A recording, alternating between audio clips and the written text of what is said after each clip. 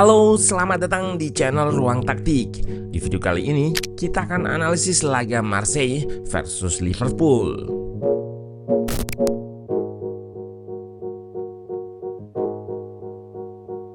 Setelah meraih hasil imbang kontra Burnley di Premier League, Liverpool kembali ke jalur kemenangan. Bertamu ke Velodrome markas Marseille, The Reds menang 3 gol tanpa balas. Sepanjang jalannya laga, Liverpool berhasil membuat anak asuh Roberto De Zerbi tak banyak ciptakan peluang berbahaya.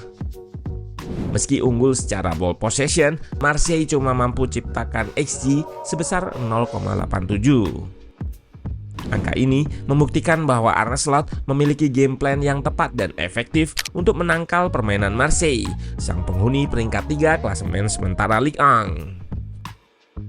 Nah, penasaran dengan jalannya laga secara taktikal? Let's go, kita bahas sama-sama.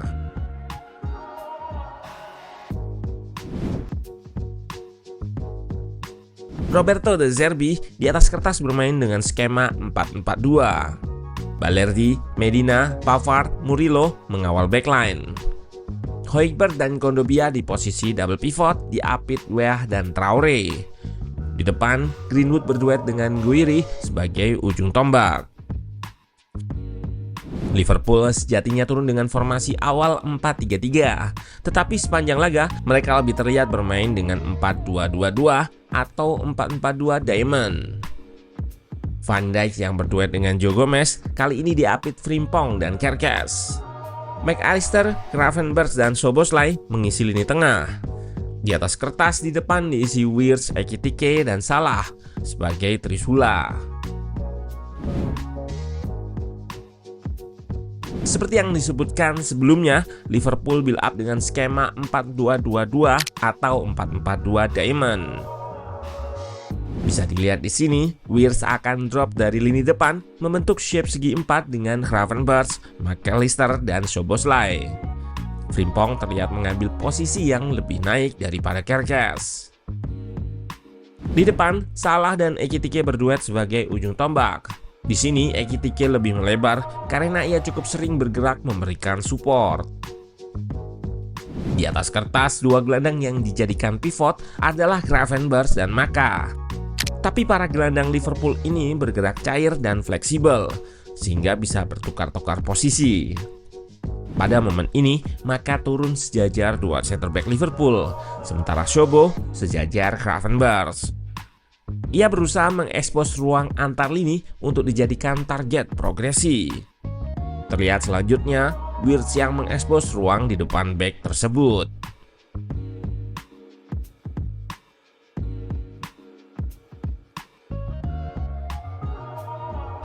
Kali ini, Gravenberch turun namun di sisi fullback kanan.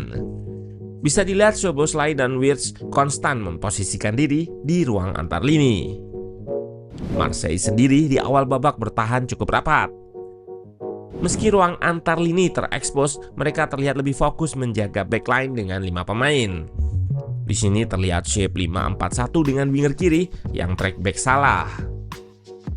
Winger kanan mereka, Weah, pun gak jarang ikut turun sehingga formasi di atas kertas 4-4-2 Marseille lebih terlihat 5 back saat bertahan. Hal ini karena De Zerbi fokus untuk menjaga pemain di area sayap. Guna membongkar pertahanan rapat ini, Liverpool butuh banyak pemain di depan. Terlihat dua center back mereka hanya di cover dua gelandang, sementara fullback kanan dan kiri mereka naik meski tidak sejajar.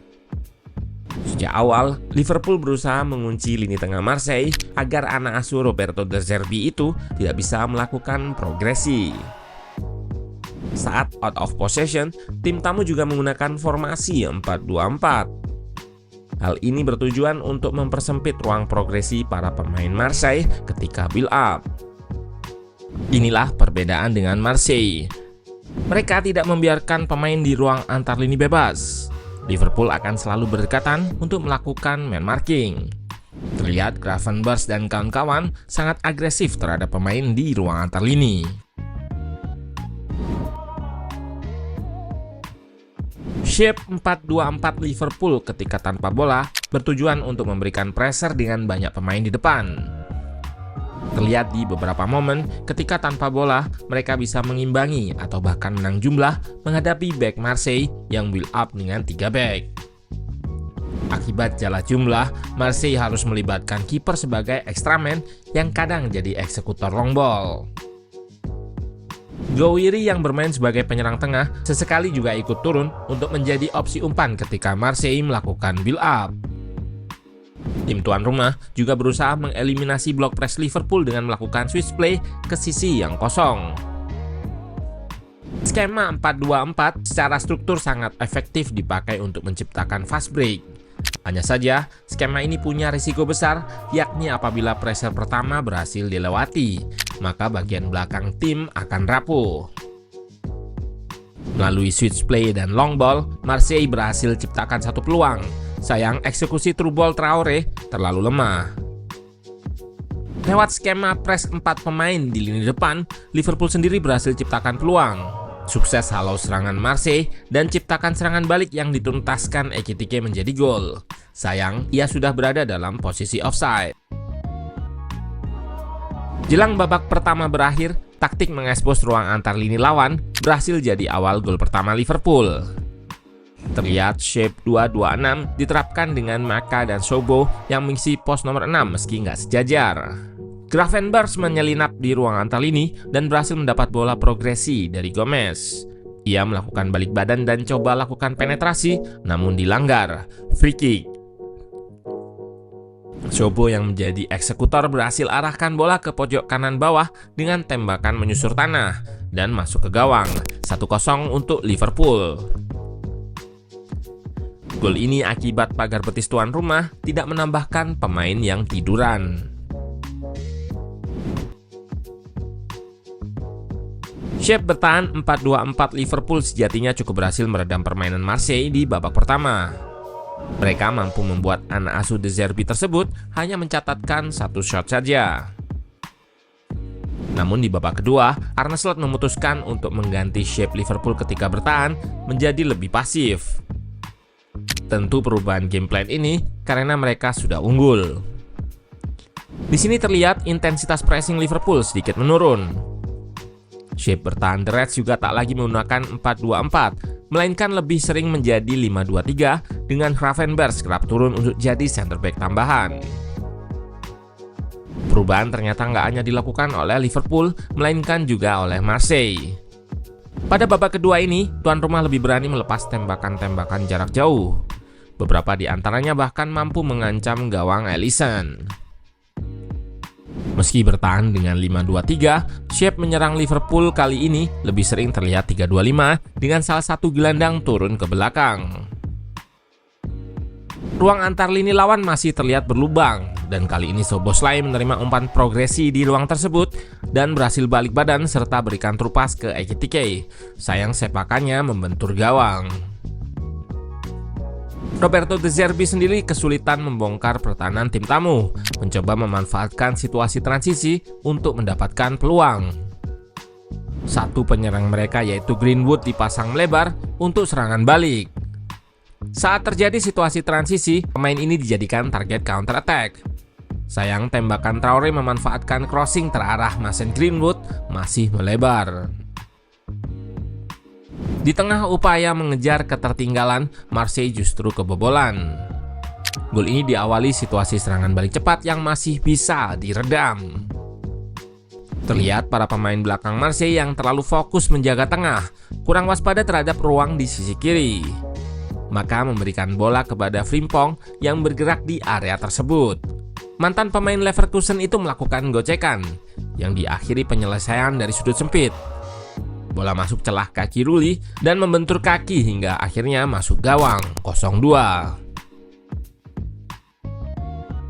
Sejatinya momen gol tersebut bukan pertama kali Marseille membiarkan area sayap kirinya terbuka. Sejak di babak pertama, area tersebut beberapa kali kosong dan berhasil diekspos pemain Liverpool. Dan kali ini melalui Salah.